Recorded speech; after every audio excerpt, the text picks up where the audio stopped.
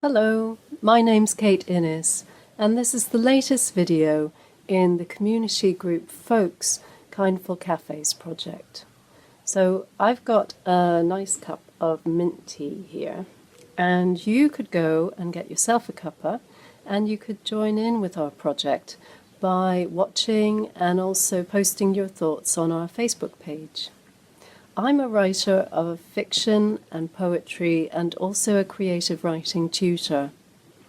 But my background is in archaeology, and I'm absolutely fascinated by the mythology and folklore in the landscape all around us. Shropshire has a particularly rich vein of folklore running through it.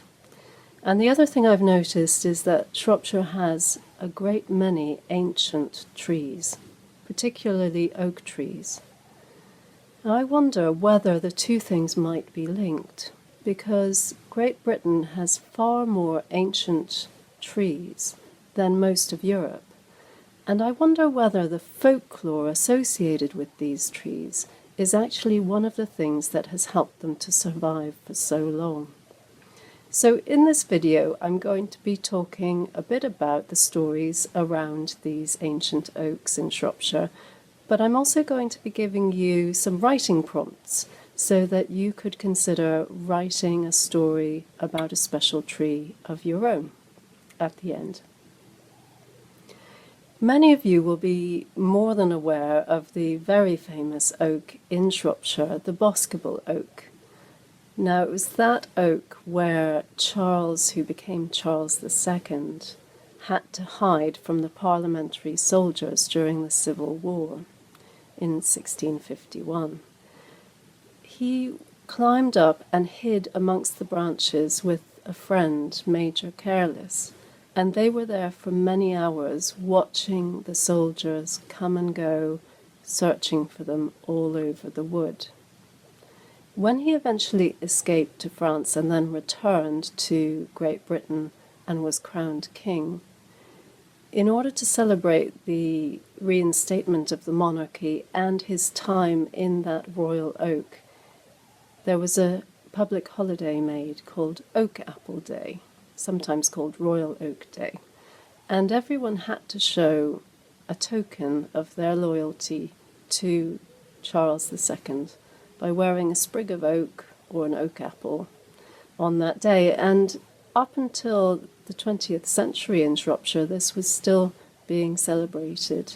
If you didn't wear a token of oak, then you might be thrashed with a bunch of nettles, which was rather painful, I'm sure. Other oaks in Shropshire have equally intriguing stories attached to them. There was an absolutely huge oak that was for centuries in Shelton near Shrewsbury.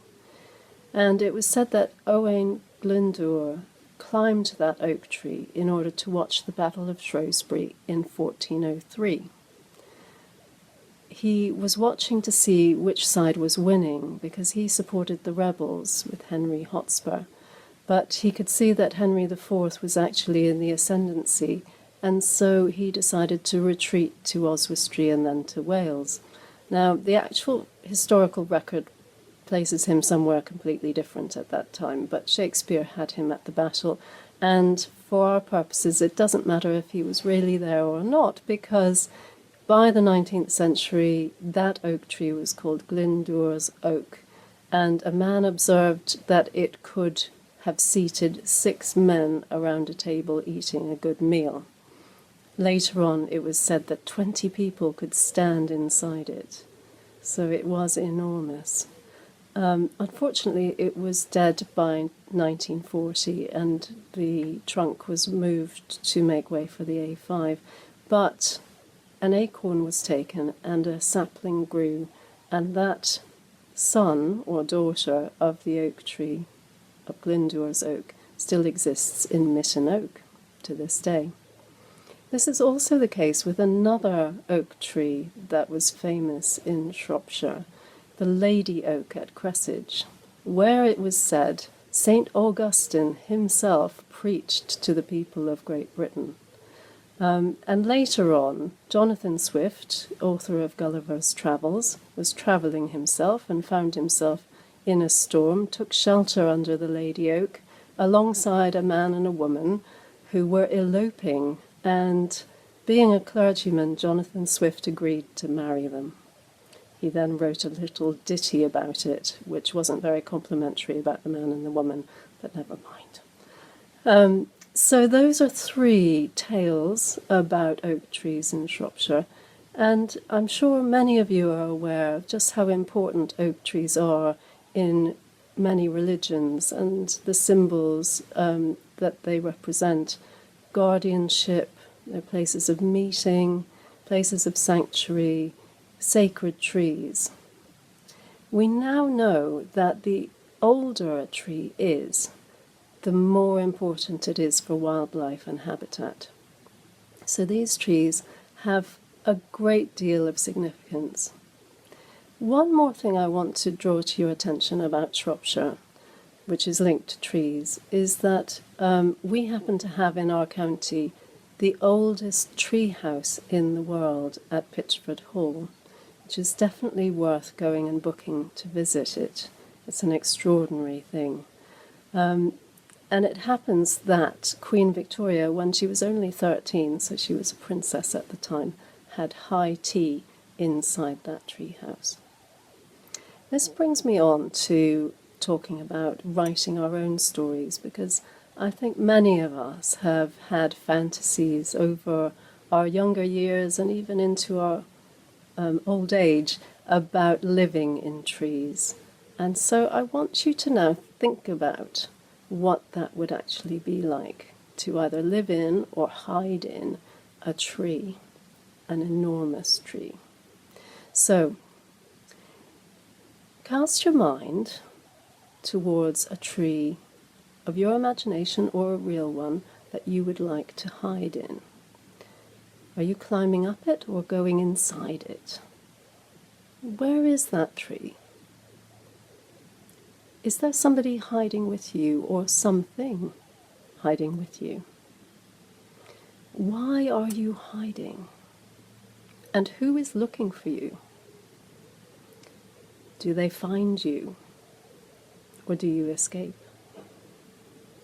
And now I want you to think about the tree itself. Does the tree mind that you have hidden inside it or built a tree house in it? Does the tree have a spirit? Do you meet that spirit? So I'm going to write these questions on the Facebook page for you to refer to, and I would love to hear your responses to these questions. They might lead to a longer bit of writing, a poem or a flash fiction, or even a novel one day. I'm also going to post some other resources, paintings, photographs, extracts from poetry and fiction for you to read, and some further longer writing prompts. So thank you very much for watching, and I do hope to have a conversation with you on Facebook just now. I'll be hanging around for a couple of hours to see your responses. And do look out for the next in this series of videos, which have all been made possible through the National Lottery Communities Fund. Thank you. Bye-bye.